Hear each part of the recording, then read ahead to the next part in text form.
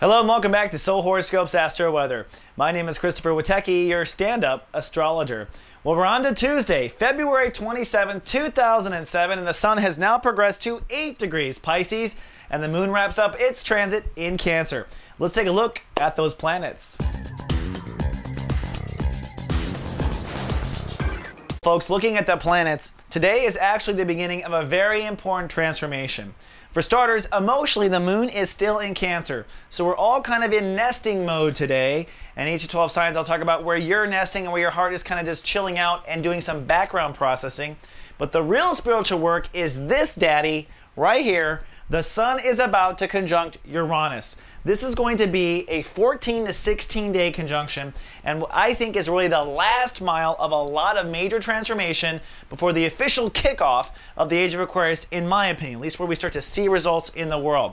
In each of 12 signs, I'll get deep on what this transformation is and how it ties into the Saturn and Pluto transits that have been going on as far back as 1996. Before we get into those deep details, let's take a look at the moods of the 12 signs and what they're transforming, starting with our fire signs.